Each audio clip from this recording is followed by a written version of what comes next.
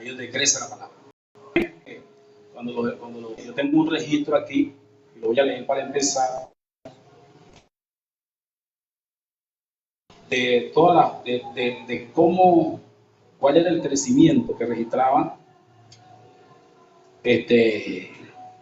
cuál es el crecimiento que da importancia a Lucas cuando escribe cuando Lucas escribe entonces hace notar el crecimiento que ellos, los apóstoles, que ellos valoraban, el crecimiento que Hechos 5:42, ya leo con la bendición del Padre y del Espíritu Santo. Y todos los días en el templo y en las casas, y de casa en casa, no cesaban de enseñar y anunciar el Evangelio de Cristo. ¿No? ¿Qué es lo que no cesaban todos los días en las casas y en el templo? De anunciar el Evangelio de Cristo. Enseñar y anunciar el Evangelio de Cristo. Hechos 6:7 dice, y crecía la palabra de Dios y se multiplicaba grandemente el número de los discípulos en Jerusalén. También muchos de los sacerdotes obedecían a la fe. ¿Qué era lo que crecía? La fe. Y por supuesto, al crecer la palabra, pues también aumentaba el número de los discípulos. Hechos 11:1. Oyeron los apóstoles, los hermanos que estaban en Judea, que también en los gentiles habían recibido la palabra de Dios. ¿Qué es lo que habían recibido? Hechos 12:24. Pero la palabra de Dios crecía y se multiplicaba. ¿Qué era lo que crecía y se multiplicaba? Hechos 13:48. Los gentiles, oyendo esto, se regocijaban y glorificaban la palabra del Señor, y creyeron todos los que estaban ordenados para la vida eterna. Repito, los gentiles, oyendo esto, se regocijaban y glorificaban la palabra del Señor. ¿Qué era lo que glorificaban? Hechos 13:49. Y la palabra del Señor se difundía por toda aquella provincia. Hechos 18:10. Porque yo estoy contigo y ninguno pondrá sobre ti la mano para hacerte mal, porque yo tengo mucho pueblo en esta ciudad. Hechos 18:11. Y se detuvo allí 1 año y 6 meses enseñando la palabra de Dios. Hechos 19:20. Así crecía y prevalecía poderosamente la palabra del Señor. Hechos 20:32. Y ahora os encomiendo a Dios y a la palabra de su gracia, que tiene poder para sobreedificaros y daros herencia entre todos los que han sido santificados. Aleluya. Encomiendo a Dios y a quién, y a la palabra de su gracia. Hechos 28:23, cerramos. Y habiendo señalado, un día vinieron a él muchos a la posada, los cuales les explicaba estos asuntos y les testificaba solemnemente el reino de Dios, desde la mañana hasta la tarde, persuadiéndolo acerca de Jesús, tanto por la ley de Moisés como por los profetas. Entonces, lo que valoraban los hermanos, el apóstol Lucas, claramente hicimos un recorrido más o menos por el escrito de los Hechos, desde el capítulo 5, y vemos que lo que valoraba Lucas era el crecimiento de la palabra. Lo que tiene que crecer es la palabra. Si la palabra no crece, si lo que llaman los hermanos crecimiento es números de personas salvas, o solamente liderazgos, hermano fulano de tal, se llaman agresivo en televisión, en fuerza, yo no sé qué. Si ellos eso es lo que valoran crecimiento, ellos no están en consonancia con lo que dice la Biblia. Lo que tiene que crecer es la palabra. Para eso necesitamos que cada vez más personas estén llenos de la palabra y sepan enseñar la palabra. Amén. Para que sean discípulos en el orden apostólico, como cuando Pablo, porque por eso es que Pablo le dijo a Timoteo, ¿cómo fue que le dijo? Procura con diligencia presentarte a Dios aprobado. Amén. Como obrero que no tiene de qué avergonzarse y que usa bien la palabra de verdad. De las 7 iglesias que aparecen en Apocalipsis 2 y 3, hay una sola iglesia a quien Dios le promete, una sola localidad, que es Filadelfia, a quien Dios le promete librarlo de la gran tribulación. Sé que los hermanos dicen que no, que nosotros vamos a salir de la gran tribulación, no, ni pendiente de eso. Dios nos va a llevar a todo, pero eso no es lo que dice la Biblia. De las 7 iglesias que hay en Asia Menor, de las 7 iglesias que se mencionan en Apocalipsis, una solamente recibe la promesa de ser guardada de la gran tribulación, y la iglesia que está en Filadelfia.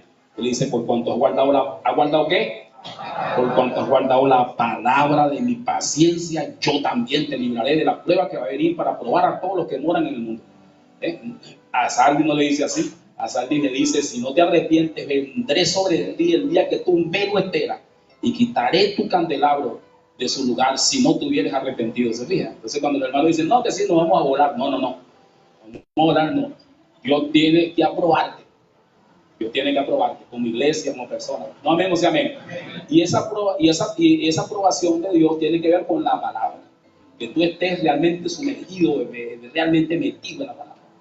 Y otra cosa más que Dios le dice a la iglesia de Filadelfia, eso es Apocalipsis capítulo 3, Dios le dice a la iglesia de Filadelfia, dos cosas valora Dios de Filadelfia. Número uno, no has negado mi nombre y has guardado mi palabra. Nada más. Esas dos cosas nada más valora. Entonces, ¿qué es lo que Dios va a valorar de nosotros? Dos cosas nada más Dios va a valorar. Dios va a valorar. Yo sé que nosotros estamos buscando, que inventando y ver cómo hacemos, cómo le caemos bien al banco. Pero dos cosas nada más Dios va a valorar. Que tú, el nombre y la palabra. El nombre, porque el nombre de Jesús no es solamente, estoy hablando bien, un nombre que nosotros tenemos que, no solamente para recitarlo, como la mayoría de nosotros hemos aprendido, pues recitar el nombre de Jesús, en el nombre de Jesús, en el nombre de Jesús, y levántate en el nombre de Jesús, y está muy bien eso, pero el nombre de Jesús no es solamente recitarlo, es guardarlo, no negarlo, ¿eh? Es decir, ponerlo por encima de todo, de nosotros mismos. ¿Aló? O sea, la iglesia de Filadelfia es una iglesia que había guardado el nombre del Señor, que no había negado el nombre del Señor usando otros nombres. Cuando se usan otros nombres, se niega el nombre del Señor. Lo que hacen los hermanos de colocar sus nombres en las propagandas, con el exceso de propagandismo que practican los hermanos hoy, hermanos, es una cosa sin precedentes. Es más, el exceso de propagandismo de los hermanos hoy es muy parecido al propagandismo del mundo. Es muy parecido al propagandismo en los tiempos de la Segunda Guerra Mundial, del partido nazi alemán. Los alemanes tenían un propagandismo de su partido, el partido nazi era como una WS, era una religión para ellos. Y ellos usaban un propagandismo con respecto a eso, que ya en los tiempos de la Segunda Guerra Mundial, en 1944, de 40 al 45, hasta los relojes de los militares tenían el sello del nazi, el sello de la WS pintado en la... Entonces estaba viendo un programa no sé si usted ha visto esos programas que pasan de las cosas de la reliquia, la broma que han conservado, y hasta los relojes tenían un propagandismo, hermano, una broma impresionante. Ese propagandismo afecta el nombre del Señor. Usted dirá, pero ¿cómo es eso? ¿Usted no se ha dado cuenta que solamente nosotros conocemos los nombres de 2 ángeles? ¿Cuántos ángeles cree usted que hay? ¿Cuántos ángeles cree usted que debe haber? Millones. Nosotros conocemos el nombre de 3 ángeles. No voy a nombrar el primero. Luzbel, Miguel y Gabriel. Nosotros no conocemos más nombres de ángeles. Ese nombrementazón está fuera de la economía de Dios, el orden de Dios. Y todo el mundo quiere tener un nombre que se le fue, un nombre que levantar. El nombre fulano. Y cuando no tienen un nombre, y entonces otra cosa más, que entonces, si no usan el nombre de ellos, usan el nombre de la organización. Y es lo mismo, ¿me entiendes? Eso afecta entonces la economía de Dios. Bueno, no afecta a la economía de Dios, lo afecta a ellos mismos. No afecta a nosotros, pero no afecta a Dios. A Dios no puede afectar. El domingo pasado yo hablaba, quiero repetir algunas cosas en este entrenamiento. O sea, cuando nos pasamos para acá adentro ya el mensaje cambia. Dice, ya nos ponemos en modo de entrenamiento, en modo de entrenar. Dígale que está a su lado, estamos en modo entrenamiento. Si usted tiene un celular allí, búsquelo, modo entrenamiento. Si pone modo entrenamiento, todo póngalo en modo entrenamiento. Amén. Estamos entrenando. ¿Cómo es decir que estamos qué? Entrenando. ¿Por qué? Porque estamos empeñados en la palabra, guardar la palabra. Eso es lo que a mí me tiene contento. Lo que a mí me tiene contento es que de alguna manera estemos en esa ruta, en el camino de la palabra. Amén. para desechar todo lo que no tiene que ver con la palabra. Todo lo que no tiene que ver con la palabra lo desechamos. Y recogemos solamente lo que tiene que ver con la palabra. Entonces nosotros hablábamos el domingo pasado de algo que Dios, que la Biblia, que los apóstoles denunciaron muchísimo. El apóstol Pablo se atrevió a escribir, inspirado por el Espíritu Santo, que la raíz de todos los males es el amor al dinero. La raíz de todos los males es el amor al dinero. Yo le decía a un hermano, porque en todos los males, el fondo de todo es el dinero. Oh Señor Jesús, el dinero es el asunto. Las guerras se hacen por dinero. Las guerras se hacen por dinero. Realmente. El trasfondo de todo es el dinero. En este día cuando apareció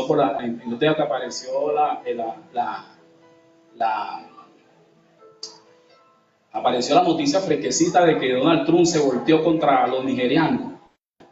Entonces él dice que se volteó contra los nigerianos porque los nigerianos persiguen a los cristianos toda la vida. Los nigerianos tienen más de 20 años persiguiendo a los cristianos. Es más, las matanzas peores de cristianos de la historia se han hecho en Nigeria. Y los cristianos en Nigeria parece que son aguerridos. Hubo un año, hace más o menos una década, que un candidato cristiano ganó una elección. No sé de qué cargo. Y eso se formó una masacre por esa elección impresionante. Nigerianos siempre han. Ahora, cuando Donald Trump es un ¿cómo se llama? Es un elemento de la guerra, es un agente de guerra. ¿Por qué un agente de guerra? Dice, bueno, pero es un comerciante, es un civil, sí, pero es que las guerras las hacen para tener dinero. Las guerras se hacen para tener dinero. Todas las guerras del mundo, todas las guerras se hacen por dinero. Por eso que Pablo dijo, la raíz de todos los males es el amor al dinero. ¿Ves? Dice, no, bueno, está haciendo una guerra contra los nigerianos porque los nigerianos son un hombre de Dios, que son hermanos, por favor. Constantino liberó a los cristianos de la persecución y no era un hombre de Dios. Constantino asesinó a su esposa y a sus hijos. Constantino le tendió una trampa a los cristianos y los metió dentro del palacio y no era un hombre de Dios. Un hombre de Dios es un hombre de Dios. Un hombre que mata a otras personas no puede ser un hombre de Dios. ¿Aló? Porque un hombre de Dios es un hombre de Dios. Un hombre de Dios no deja de ser un hombre de Dios. Porque ni Dios puede hacer lo que hace el diablo, ni el diablo puede hacer lo que hace Dios. Ninguno de los dos puede hacer lo mismo. Pueden cambiar. Entonces entonces claro. Pero la razón por la cual él declara la guerra a Nigeria es porque ahorita, en este preciso momento de la historia, ellos son los dueños del dinero por el fulano dólar. Casi todas las transacciones en el mundo se hacen a través de ese bendito billete, de ese fulano billete, por decirlo así. El petróleo, todo el petróleo, los hidrocarburos se manejan en el mundo por el dólar, a través del dólar. Tanto en Europa como en América, como en todas las. Tienen el dólar, tienen la moneda, ¿me entiendes? Y usted que salió el BRICS, Trump enseguida amenazó, si atentan, si buscan, si hacen algo contra el dólar, le voy a clavar una arancel del 100%. Enseguida lo del BRICS dijeron, no, nosotros no tenemos problema contra ese fulano dólar. Pero el dólar necesita un soporte. Entonces, ¿cuál es el problema? Hay un problema ahorita. Cuando el dólar, a ver si me entiende esto, esto que a ver si yo puedo explicarme, mejor dicho. Cuando ellos lograron posicionar al dólar en el mercado, sin que el mundo se diera cuenta, a través del endeudamiento principalmente sudamericano. El endeudamiento de los países sudamericanos, que eran países recién empezando y necesitaban dinero. ¿Qué es lo que pasa? De eso se valieron, de que teníamos a estos nuevos países sudamericanos que necesitaban dinero. Entonces, después de la Segunda Guerra Mundial, ellos montaron las organizaciones para apretar el dinero. Era una trampa. De esa manera es que ellos posicionaron el dólar, porque cuando cuando el dólar agarró, el dólar agarró fuerza por ese endeudamiento y se hizo la moneda más confiable. Por ser la moneda más confiable, cuando a la hora de hacer los trámites de petróleo, de cualquier hidrocarburo en el mundo, ¿qué moneda se iba a tomar? La más confiable, el dólar. Así se posesionó del mundo, ¿entiendes? Pero ahora tienen un problema, el mundo cambió. Y hay mucho billete circulando en la calle, y entonces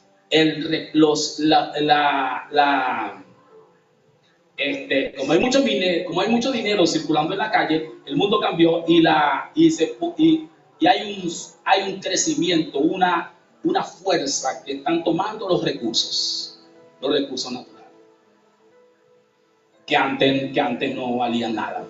Venezuela tenía petróleo, Nigeria tenía y tiene todavía las reservas de petróleo, todo el mundo tenía petróleo, oro, de todo, pero lo que valía era el billete. Pero ahora, ¿qué hacen con ese billete? No pueden hacer nada con ese billete porque los recursos se ha empezado a tambalear el mundo por los recursos naturales. Por ejemplo, a Estados Unidos le quedan 6 años de petróleo. Entonces empezó a tener preocupación. ¿Alguien me está entendiendo?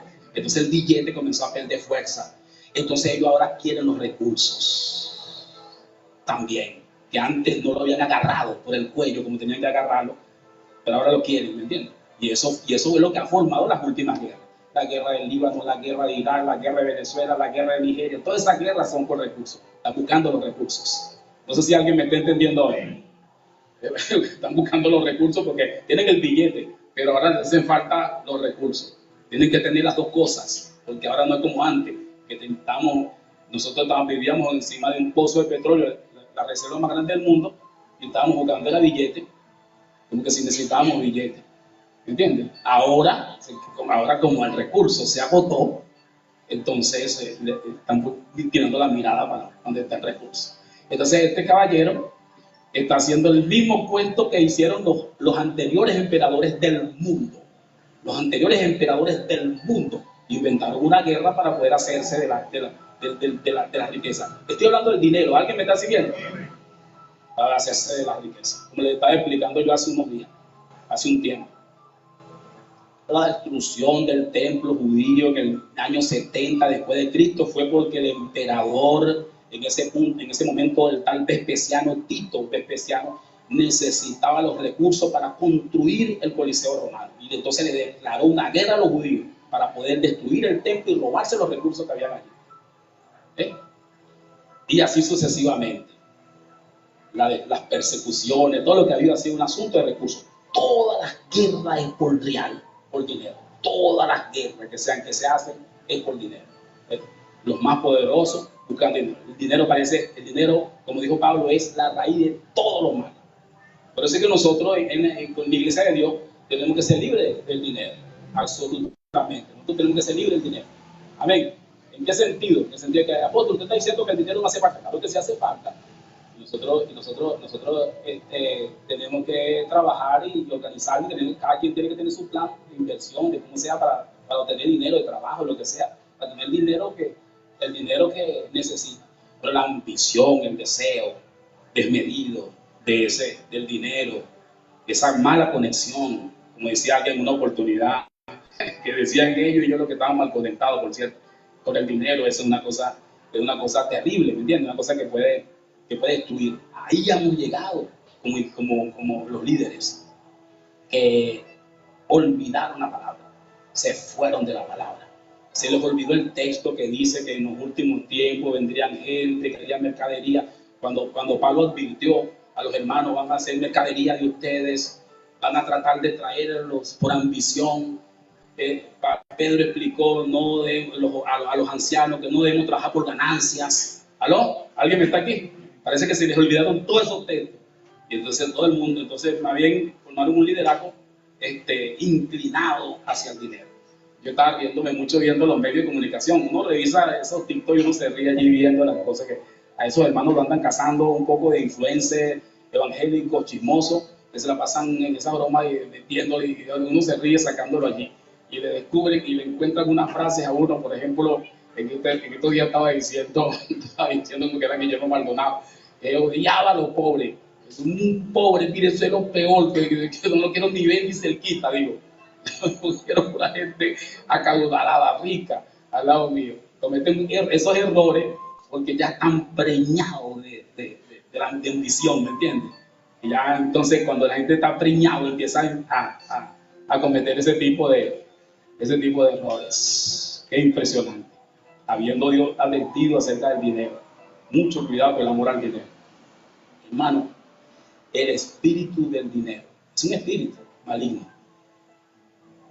Es tan terrible, ha hecho tanto daño a la iglesia de Dios, a los hermanos, mejor dicho, a la iglesia de Dios no, sino a los hermanos, que los hermanos se atreven. Mira, es impresionante, de toda forma de impresionante, es una cosa, yo no sé, que Dios abra nuestros ojos espirituales hoy. Es impresionante que una persona llegue al punto de decir que alguien puede comprar a Dios con dinero. Sutilmente lo dicen. Cuando lo dicen, están poniendo al dinero más grande que a Dios. Es increíble que tú le digas a un hermano que si tú tienes $1,000, Dios te va a hacer el milagro. Como que si Dios te... Y ponen a Dios como el principal. ¿Qué te parece? ¿Cómo te quedó el ojo? A ver, ¿cuántos están aquí? ¿Quiénes pueden dar 1,000? Lo que den 1,000, lo que den 2,000, lo de 3,000, lo de 10,000, lo de entre más tenga, Dios le va a hacer más rápido el milagro. Viene un hermano viene un hermano y entonces, no, que va, Dios no te va a hacer ningún milagro. Dios no te va a hacer ningún milagro a ti, que va. Nosotros damos por amor. Nosotros damos por conciencia. Nosotros damos para empujar ¿cómo se llama? El progreso del evangelio. Nosotros damos por los obreros de Dios que se sacrifican, que trabajan. Nosotros damos, repito, por el progreso del evangelio. Nosotros damos por amor. Yo personalmente, no sé si ustedes, pero yo estoy viendo la venida del Señor. Y espero ser tomado como digno para ser arrebatado cuando Él nos llame. Eso es lo que estoy viendo. No me interesa que Dios me regrese 10 bolívares. No quiero nada de aquí, sino exactamente lo que necesito. Confío en Dios y sé que Dios es bueno. ¿Aló? Sé que Dios es bueno. Muchas oportunidades cuando me he metido con Dios, Señor, necesito esto, necesito aquello, Él lo ha provisto. ¿A cuánto le ha pasado lo mismo? Él lo ha provisto, aleluya, porque Él es bueno. Señor, necesito esto, ayúdame. Yo ya está diciéndole al Señor, Señor, yo sé que tú vienes pronto, pero ayúdanos a hacer esta remodelación que necesitamos hacer aquí. Puede ser que tú vengas en estos días, pero bueno, ayúdanos a hacer esta remodelación, por lo menos para vivirnos tranquilos. ¿Aló? Y capaz que no haga. Y si Él no lo hace, porque no es su plan, bueno, ese es el problema de Él. Eso es su asunto. Amén. Eso no es asunto mío. Mi asunto es ser aprobado para gobernar con Cristo en el reino milenial cuando Él vuelva. Ese es mi asunto. Ahí donde estoy yo parado. Eso es lo que yo quiero. Amén. Como dijo Pablo, sigo el blanco, el premio del supremo llamamiento. El premio del supremo llamamiento. ¿A qué se refería? A la corona. No lo dijo pues cuando habló del premio. No dijo. Aleluya. Cuando habló a Timoteo, perdón, peleado la batalla, me está esperando la corona de la cual me dará el juez justo. Ahí todos vimos lo que estaba viendo el apóstol Pablo y lo que tenemos que ver nosotros. La corona de justicia, la cual me dará el juez justo. No solamente a nosotros, sino a todos los que aman su venida. ¿Sabes lo que una persona diga? En ninguna parte de la Biblia. ¿Cuánto creen en la palabra? Tiene que haber un crecimiento de la palabra. Tiene que haber un crecimiento de la palabra. cuando esos templos y esos lugares crecen porque la gente da donativos, porque cree que de esa manera es que Dios lo va a bendecir, no está creciendo la palabra. ¿Por qué no está creciendo la palabra? Porque eso no está en la palabra. No hay ningún texto en el Nuevo Testamento, repito, no hay ningún texto en el Nuevo Testamento que diga que un hermano va a recibir dinero por haber ofrendado dinero, o que va a recibir ningún texto de la Biblia. ¿Okay? Dice que nosotros podemos comprar a Dios con dinero. Por supuesto que los que siembran escasamente, dice la Biblia, van a recoger escasamente, y sabemos que Dios es justo. Amén. Y sabemos que Dios sabe cuidar y ayudar a las personas según su corazón, como aquella viuda, cuando Jesús dijo, ella dio más de lo que demás, porque ella dio lo que tenía, todo lo que tenía. De su pobreza, ella dio todo lo que tenía, y dio más de lo que más, ¿no? Pero ese movimiento de que un apóstol dijo, que Pedro dijo, que denle real a Pedro, porque si le dan a Pedro, Dios le va a bendecir a ustedes, denle real a Pablo, si le dan a Pablo, entonces estamos claros de que Dios nos va a ayudar, y que si nosotros cuidamos a los siervos de Dios, y cuidamos a los obreros, y estamos claros de que Dios nos va a ayudar, pues no estamos con esa mentalidad. Amén. Ni vamos a ese, ¿cómo se llama? A ese extremo de decir que vamos a comprar a Dios con dinero. Tráigale a Dios, porque sí es que Dios lo va a ayudar, que Dios lo va a cuidar, así es que Dios le va a dar. Entonces llegan unos rolos ricos a la iglesia que no se hicieron ricos cuando eran cristianos. Entonces, bueno, ¿y esto quién nos ayudó? ¿Aló? Y estos vinieron ricos aquí de una vez. Estos están en el mundo y están mejor que nosotros. Pues llegaron aquí full de billetes. Oh, bendito el Señor. Nosotros entendemos una cosa que yo quiero que tengamos claro en este entrenamiento. Yo le he dicho en varias oportunidades, y usted sabe, la economía de Dios en el Antiguo Testamento es diferente a la economía de Dios del Nuevo Testamento. Una cosa es el Antiguo Testamento y otra cosa es el Nuevo Testamento. Apóstol, la palabra completa es útil. Claro, la palabra completa de Dios, toda la palabra, tanto en el Antiguo Testamento como en el Nuevo Testamento, toda la palabra es útil para redarguir, para todo. Toda la palabra es útil, pero la administración de Dios en el Nuevo Testamento es una, la administración de Dios en el Antiguo es otra. Por ejemplo, en el Antiguo Testamento las bendiciones de Dios eran materiales. En el Nuevo son espirituales. No hay ningún versículo en el Nuevo Testamento que diga que las bendiciones de nosotros son materiales. Nuestra bendición dice que nos bendijo con toda bendición espiritual en los lugares celestes. Espiritual y en lugares celestes. Amén. Espirituales de arriba. Las bendiciones en el Antiguo Testamento eran de cabras, de tierra, eran otra cosa, eran otro tipo de bendiciones. Porque aquella es una administración y esta es otra administración. Por eso es, y de reino también. Amén. Por eso es que nosotros nosotros debemos entender que cuando una verdad, cuando algo no pasa para el Nuevo Testamento, cuando no se menciona en el Nuevo Testamento, entonces nosotros tenemos que dejarla ahí. Cuando algo no pasa, cuando algo no pasa para el Nuevo Testamento, se está en el Antiguo Testamento, pero no pasa para el Nuevo Testamento, entonces nosotros tenemos que dejarlo ahí.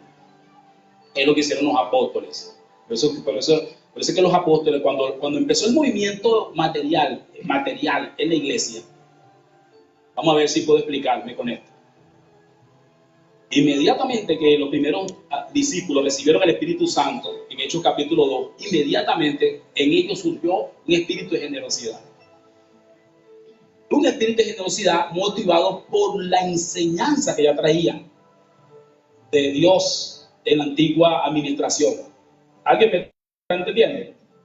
Eso surge, ¿me entiendes? E inmediatamente surge. Por eso es que los primeros discípulos, ¿qué es lo que hicieron los primeros discípulos? Inmediatamente que se convirtieron al Señor, Hechos capítulo 2, empezaron a vender sus propiedades, a ponerla ahí en los pies de los apóstoles, y que nadie aquí tenga necesidad, es con lo que se entiende, que nadie aquí tenga una necesidad, que si algún hermano tiene 2 pares de zapatos, lleve uno. Entonces hay un movimiento material, un movimiento de generosidad en la iglesia en Jerusalén.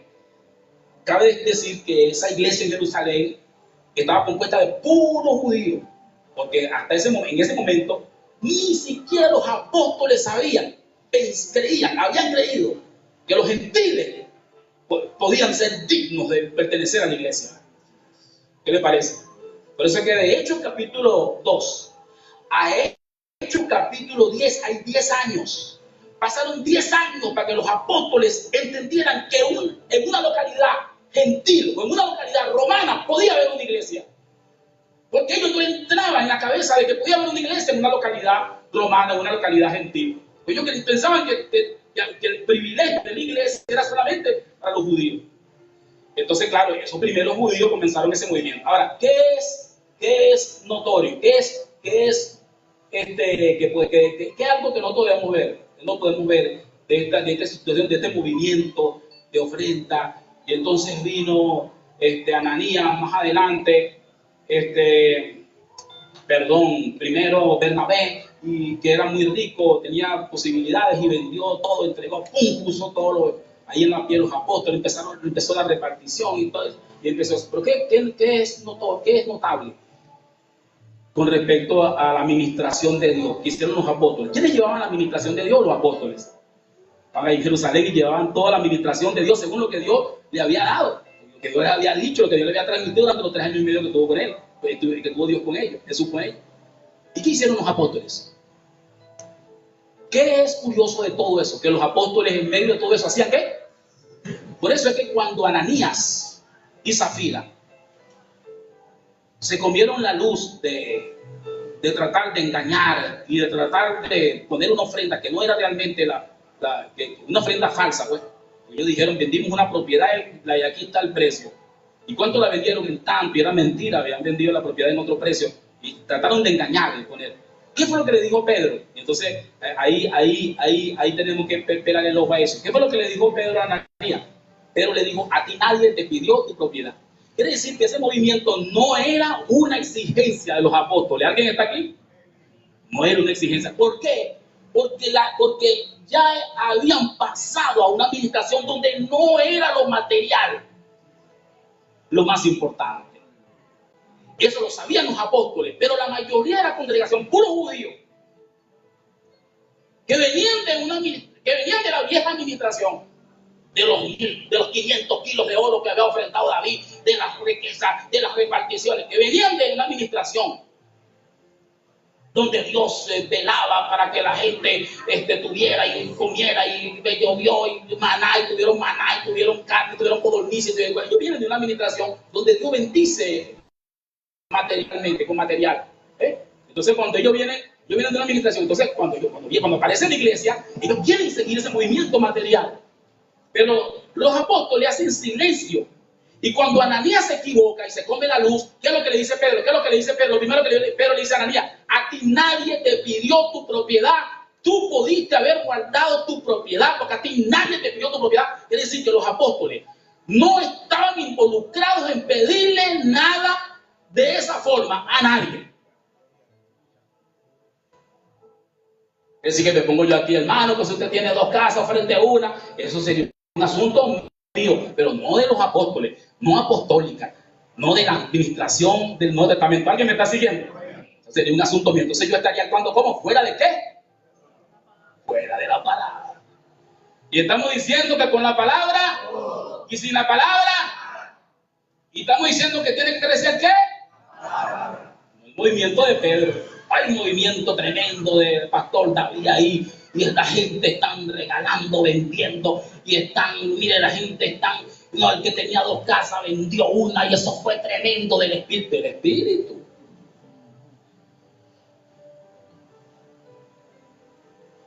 El registro de la Biblia dice que eso sucedió en ese momento, y después no sucedió más nunca. Más nunca sucedió.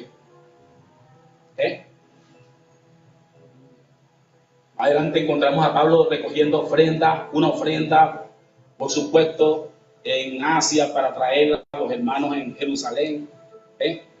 Porque no estamos anulando la generosidad, estamos anulando ayudar a los hermanos y la necesidad. Estamos tratando de ver el principio. ¿Alguien me está siguiendo?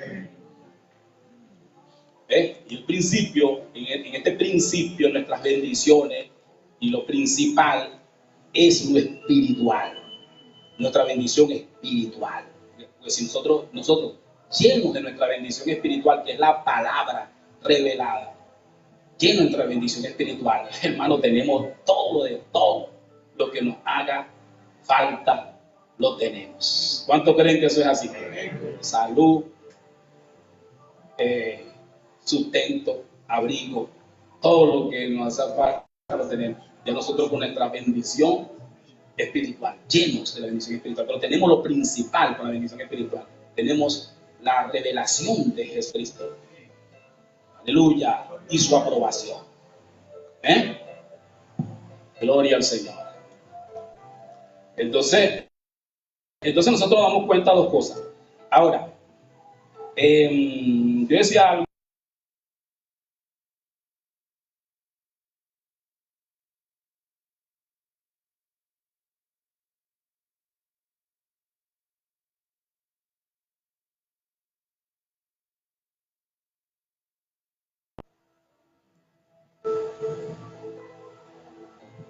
Yo creo que nosotros entramos en este recobro. En el 2012. En el 2012 fue que se nos reveló algo de la venida del Señor.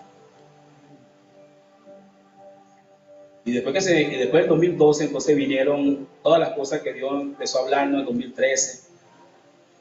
En el 2013 entramos en la propuesta que Dios nos hizo del 2013 hasta el 2018. ¿Cuántos se acuerdan de eso?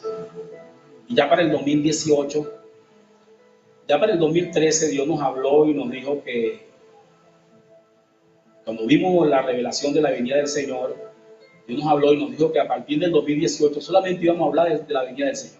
Ese es mi tema. Por eso es que ese es mi tema. La venida del Señor es mi tema. Hasta que el Señor venga. Y ya estamos en el 2025. Imagínese usted. ¿Han sido cuántos años? 13 años. Del 2013 del 2012 hasta el 2025. 13 años. Y yo creo que ahora después de estos 13 años, apenas nosotros estamos empezando a transicionar, apenas estamos empezando a cambiar. Este asunto de aprender, no voy a decir que es lento, porque no voy a decir que es lento, porque el plan de Dios es perfecto, amén. Este asunto de aprender tiene su tiempo, hermano. Este asunto de aprender tiene su tiempo. No sé quién me está siguiendo. Este asunto de aprender tiene su tiempo. Olvídese que un hermano, por ejemplo, que ya tiene la cabeza llena de tantas cosas, de tanta información equivocada que recibió en su vida cristiana, hoy aprende una cosa y ya va a cambiar y va. No, hermano. Esto es un asunto que tiene su tiempo, lleva su tiempo. Usted tiene que estar dispuesto a dar el tiempo a Dios, hermano, con paciencia. Cuando la Biblia dice que con lo que no sabe hoy lo vas a saber cuándo, mañana. Yo me he quedado impresionado cuando hay personas que han venido para acá y saben 4 cosas y se van al sábado. Ellos creen que van a hacer una fiesta con 4 cosas que se saben. Necesitan aprender 1 millón más. Si no le damos tiempo, si no le damos el tiempo a Dios, es impresionante. Saben 4 cosas y creen que ya se las saben. Usted va a ver Reyes porque Reyes sabe de qué yo estoy hablando. Saben 3 cosas y creen que ya saben algo. Ay, pobrecito. Y esto es un asunto de tiempo, hermano, tiempo, porque a nosotros nos inculcaron un poco de cosas que no están en la palabra. Y nosotros no, tranquilo. Yo no me crié en esa federación, en esas organizaciones donde me crié en esas organizaciones donde los hermanos sabían lo que era pedir real. ¿Tú sabes quién sabía pedir real? Yo. Sabía pedir real, muchachos,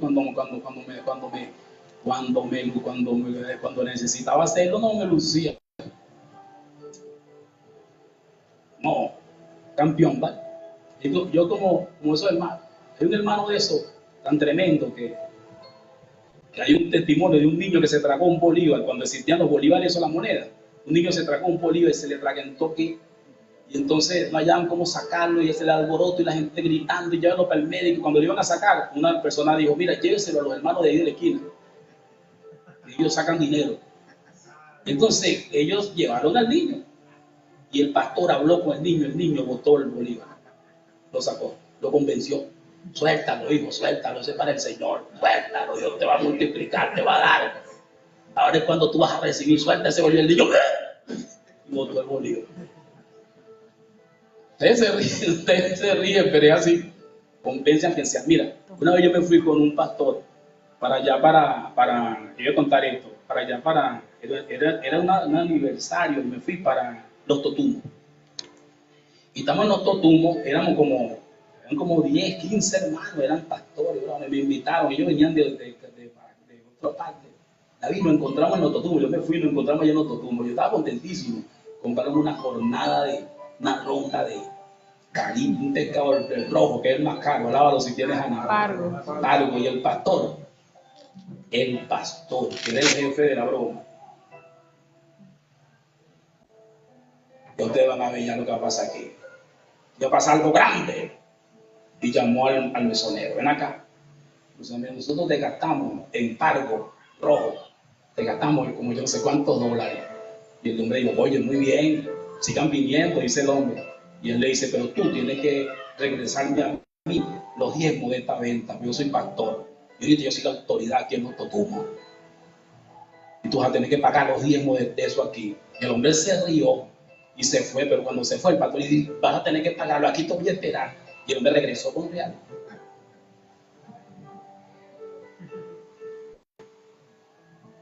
Primera vez que yo veo esos hechos que son tan terribles para cobrar sus centavos. Más bien dando. Yo me quería ir, yo sé lo que es eso. No, eso no es de Dios. No, la Biblia dice que cuando Pablo escribió a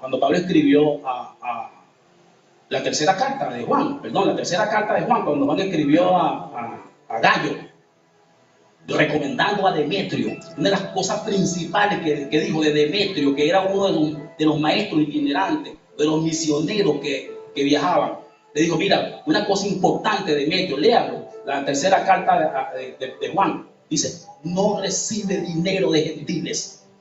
En otra palabra, nuestros siervos, nuestros maestros, nuestros, ¿cómo se llama? Misioneros, no reciben dinero de mundanos en la calle.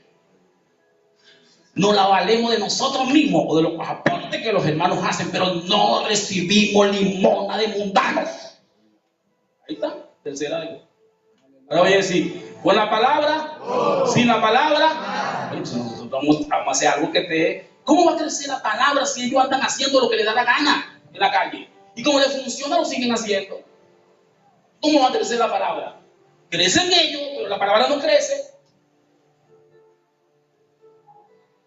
Crecen ellos, pero el evangelio de Dios no crece. Crecen ellos, pero la enseñanza no crece. No hay ninguna enseñanza en el mundo de Dios si hay 4 líderes en la calle pidiéndole a los mundanos. Y diciendo que es Dios que le dio esa autoridad. Pero ¿cómo te la va a dar Dios si no está en la palabra?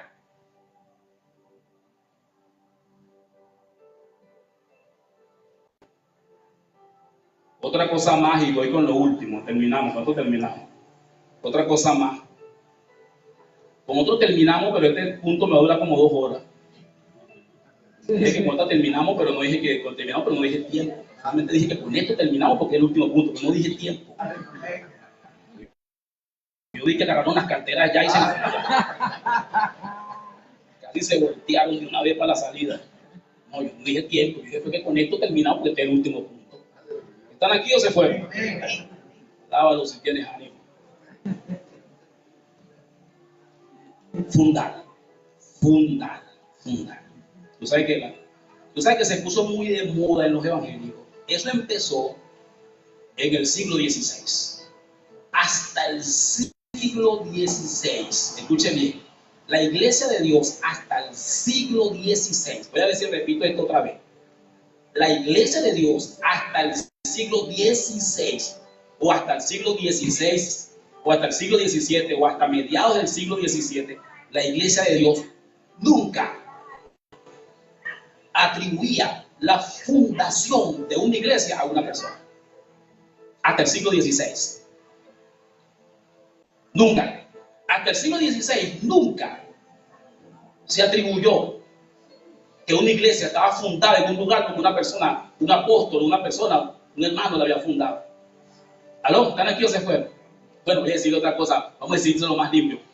No hay un registro en la Biblia que diga que un hermano fundó una iglesia. Y la iglesia de la Odisea que fundó fulano, y la iglesia de los Corintios que fundó. Todavía hay un chisme en la teología y la historia teológica del mundo de los críticos. No saben quién fundó la iglesia en Roma. Porque el apóstol Pablo, que debió haber sido el que puso el fundamento allá en Roma, no dijo.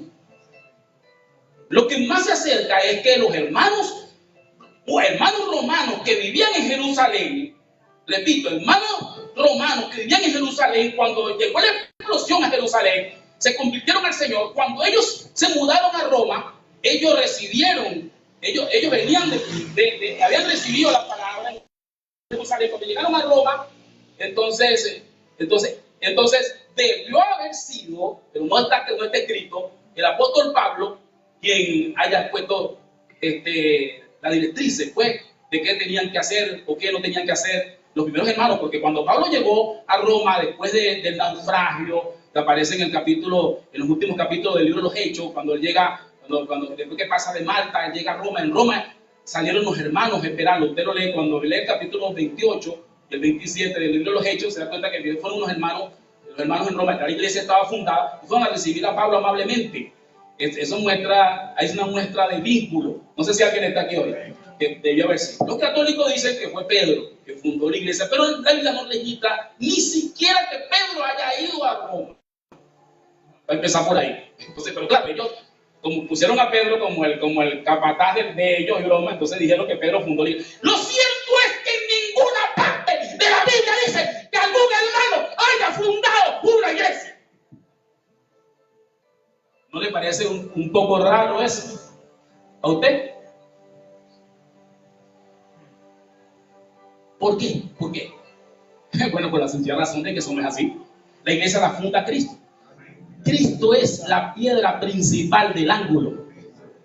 Cristo es el fundamento. Cristo es la cabeza. Cristo es el espíritu vivificante. Cristo es la palabra. Cristo es la vida eterna. Cristo es la cabeza de todo. No sé si alguien está aquí hoy.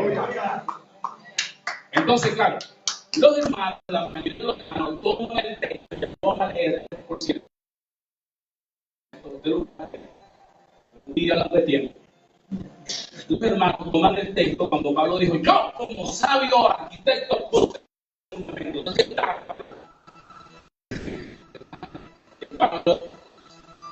Pablo era uno con Dios.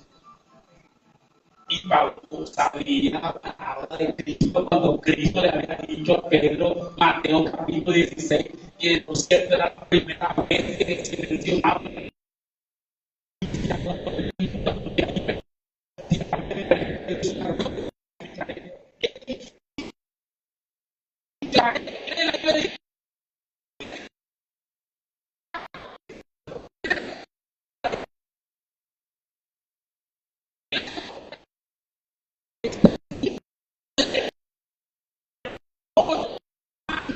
Impresionante, invadió a los hermanos que cuando se fundaron las primeras iglesias, desde Jerusalén hasta Antioquía o hasta Cesarea. Recuerde que la primera iglesia se fundó en Jerusalén, y la segunda se fundó en Antioquía, Hechos capítulo 12, y la tercera se fundó en Cesarea de Filipo, Hechos capítulo 10, en la casa de Cornelio. O mejor dicho, la segunda en Cesarea y la tercera en Antioquía. Antioquía fue la tercera iglesia, Antioquía de Siria, por cierto. Gloria al Señor. La primera en Jerusalén, la segunda en Cesarea, que era una comunidad romana, y la tercera en Filipo, que era una localidad de la antigua Siria. Escuchen bien, porque la iglesia de Dios no tiene nacionalidad, ni tiene que ver con nacionalidades. Yo me quedo loco cuando los hermanos están peleando que sí, Palestina, que sí, Israel, que sí. A nosotros no nos interesan las nacionalidades.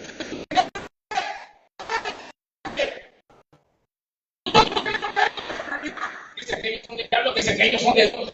La iglesia más notable que digo, la iglesia más notable, la iglesia cristiana fue Antioquía de la Siria. El efecto del mundo Siria. El efecto del plan de Dios. Una iglesia de Dios se funda en cualquier parte. Porque la iglesia de Dios no tiene nacionalidad.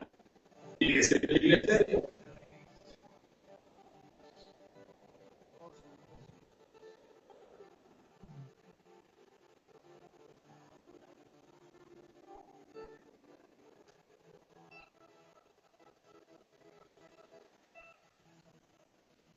Nosotros tenemos más fundadores que iglesia. ¿Y dónde sacaron eso? De la palabra. ¿Hay un crecimiento de la palabra? Pues no. No hay crecimiento de ellos, pues no es la palabra.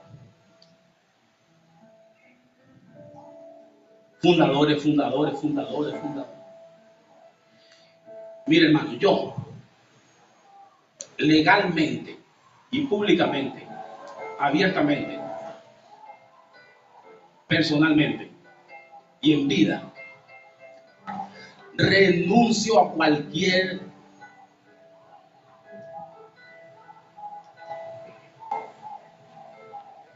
derecho, a cualquier cosa que alguien diga o yo mismo, de que yo he sido o fui fundador de algo, de Dios.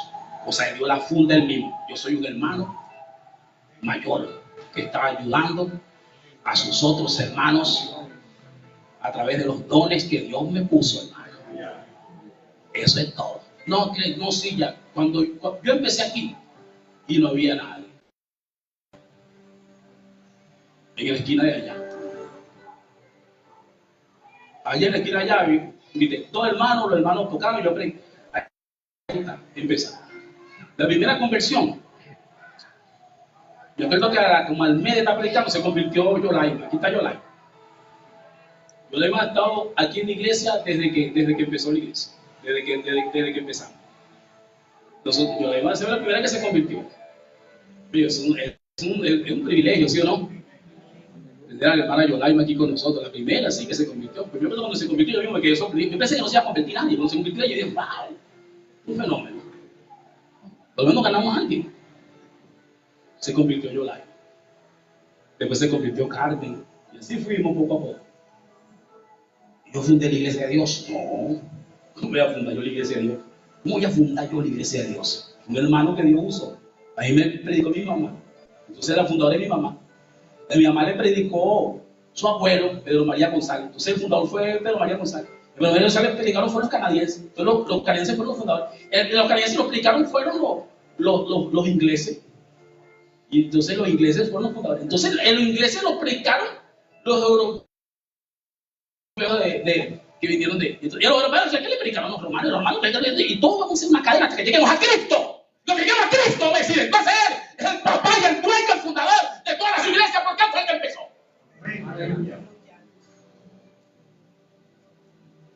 Por eso es que ninguno de los apóstoles, aquí está la Biblia, ahí está un teléfono, pero aquí está la Biblia, que 4 Biblias me tengo.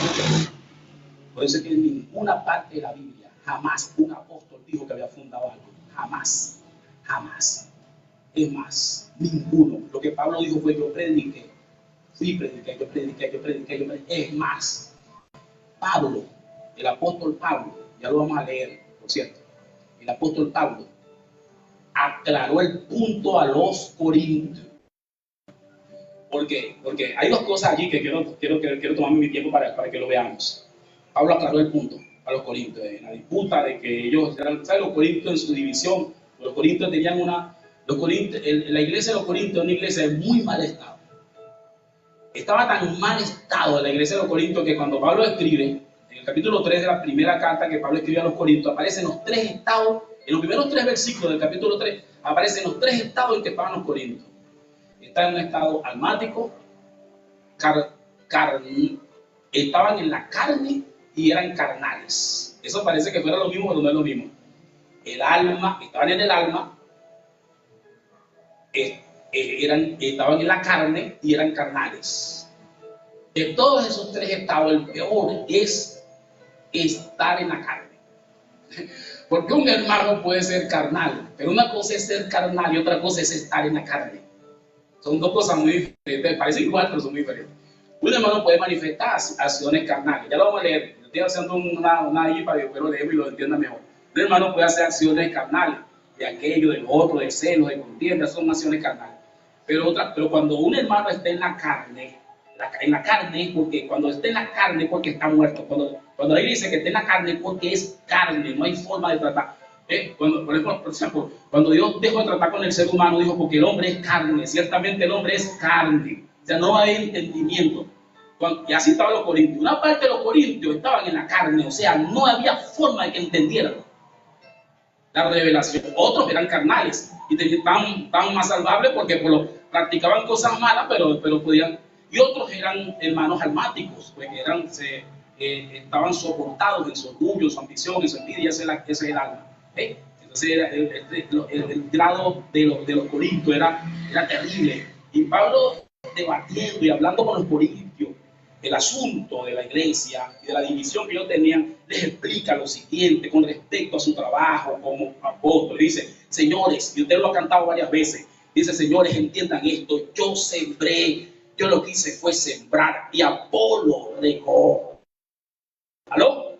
Yo sembré y Apolo regó, pero Dios es quien da el crecimiento. Y le explica, señores, está bien, el que siembra y el que riega va a tener su recompensa, pero ellos no son nada. ¿Aló? ¿Ellos no son qué? Nada. Ellos van a tener su recompensa y cada uno va a recibir su premio, pero de acuerdo a lo que hizo, a la labor. Él dice, pero tengan a los hombres como colaboradores. ¿Cómo lo tengan? Colaboradores de Dios.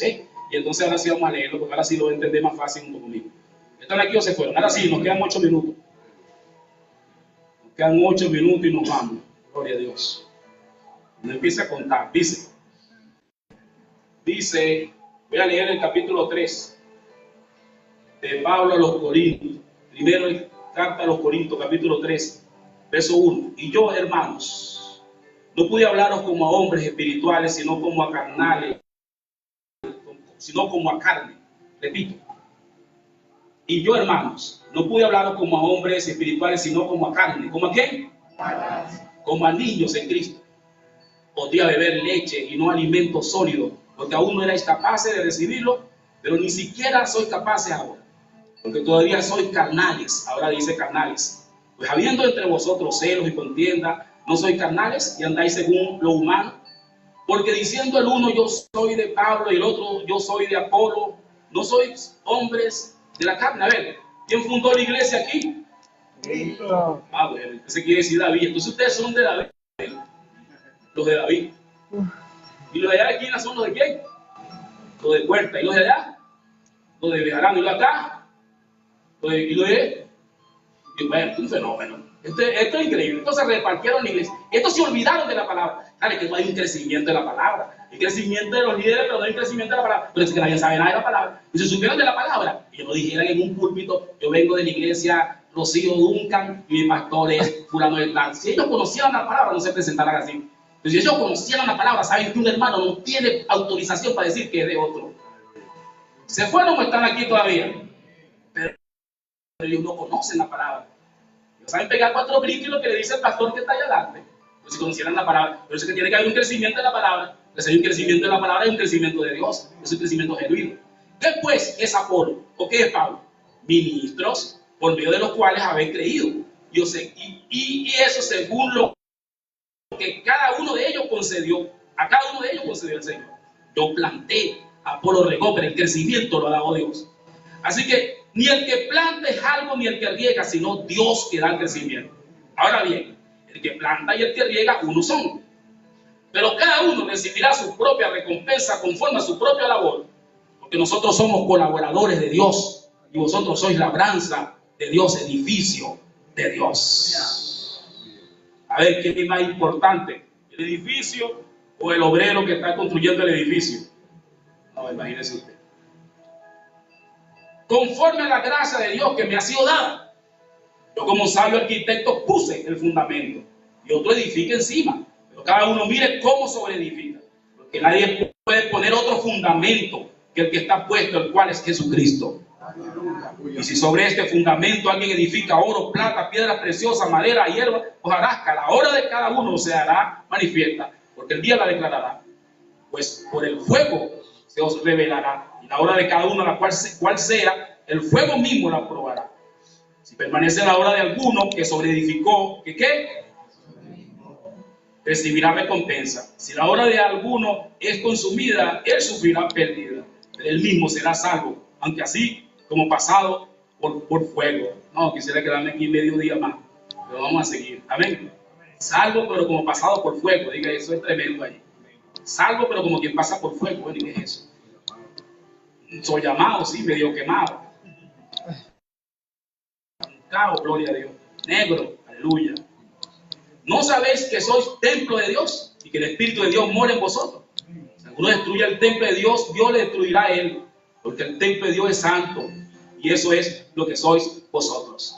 Fíjense que aquí cuando habla del templo de Dios, esto no es la misma, este no es el mismo contexto del capítulo 6. En el capítulo 6 Pablo dice que el templo somos nosotros, personalmente, el cuerpo, nuestro cuerpo. Nosotros, el Espíritu de Dios mora en nuestro espíritu y nuestro cuerpo por lo consiguiente se convierte en el templo.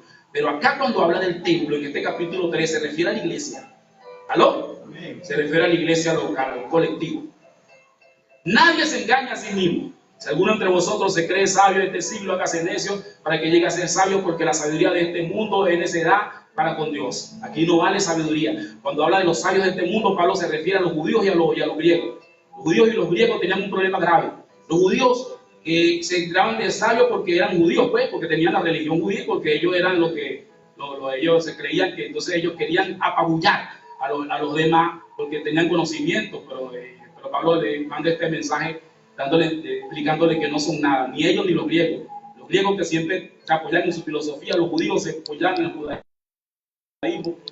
Pablo dice, él prende a los sabios en la astucia de ellos. Y otra vez, el Señor conoce los razonamientos de los sabios, que son vanos. Así que ninguno se gloríe en los hombres, porque todo es vuestro. Y repito, y sigo, sea Pablo, sea Apolo, sea Cefa, sea el mundo, sea la vida, sea la muerte, sea lo presente, sea lo porvenir, todo es vuestro, pero vosotros sois de Cristo y Cristo es de Dios.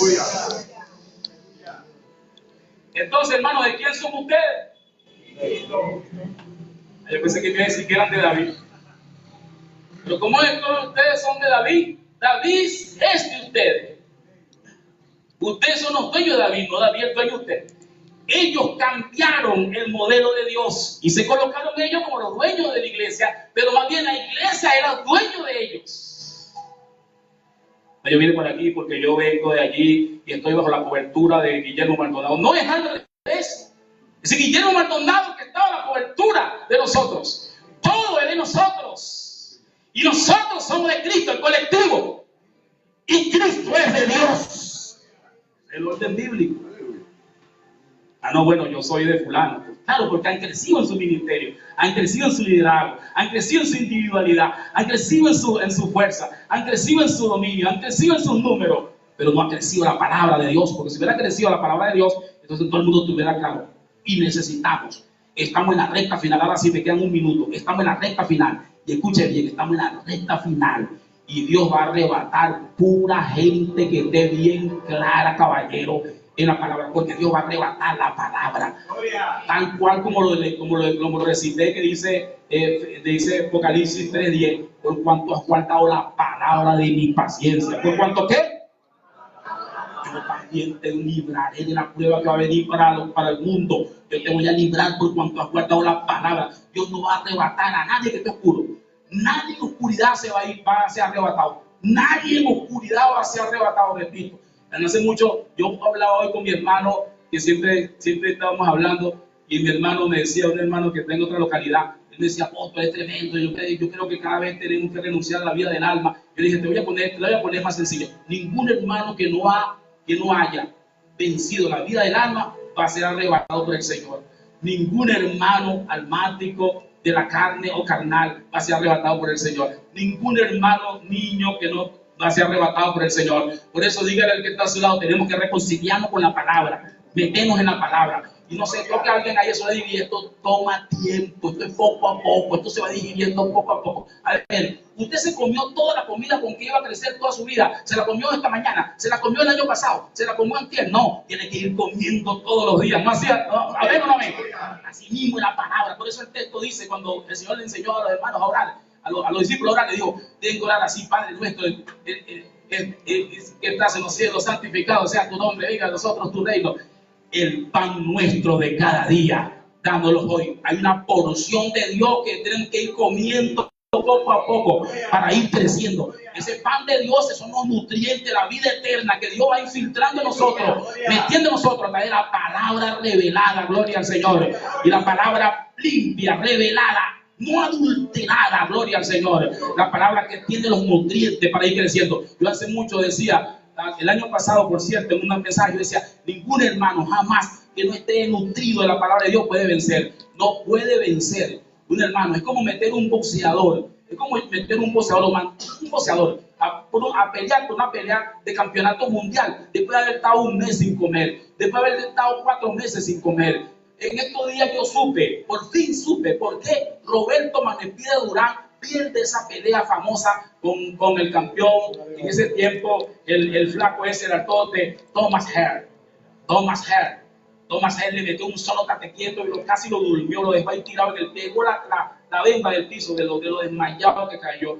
En estos días fue que yo supe, porque una hermana de él estaba diciendo, lo vi en un TikTok que yo me la pasé chismeando, y entonces la señora decía, el caballero le avisaron de la pelea muy tarde y no comió para poder hacer el peso. No comió, estaba tan falto de comida, dice la hermana, que unos días antes se desmayaba solo. Por eso cuando subió al ring en medio de miles de espectadores, todo el mundo estaba viendo esa pelea. Esa pelea fue en el Madison Square Garden de Las Vegas, de los lugares más cotizados. Todo el mundo estaba conectado a la televisión. Y cuando salió Roberto Durán, yo sabía que el tipo tenía 3 meses sin comer y que se estaba desmayando solo. Cuando salió Roberto Durán, el bicho ese Thomas Hare se pasó, le metió un solo tatequeta, ¡pum! Y lo durmió. Y todo el mundo quedó desilusionado allí. Nadie sabía que el pobre hombre tenía 3 días sin comer.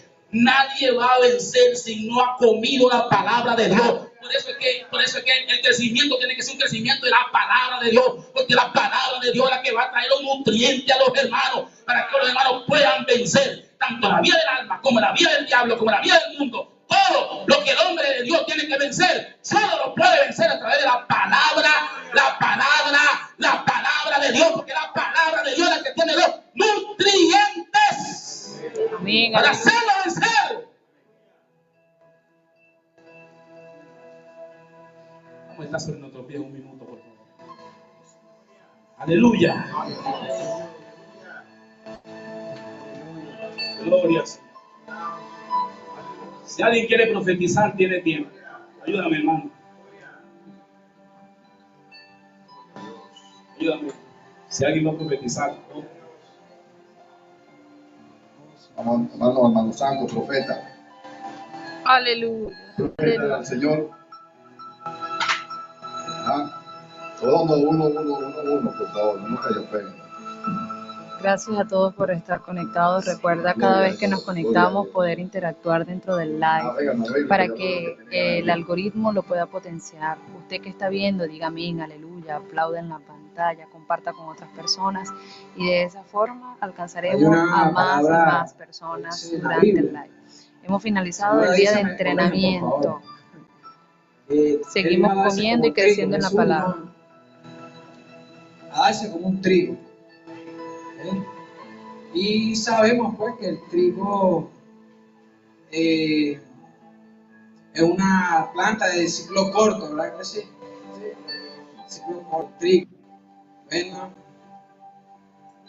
porque si algo crecía más allá, es imposible que tuvieran un crecimiento normal. Y debemos crecer normalmente, como lo dice la palabra. ¿Okay? Debemos crecer en vida. ¿Okay? Para que Cristo pueda ser exaltado y pueda ser manifestado a las personas de todas las localidades en las cuales se predica. Así de sencillo. Sí, Señor. La palabra. Otro profeta. ¿Quién más por allí? David va a profetizar. Gloria a Dios.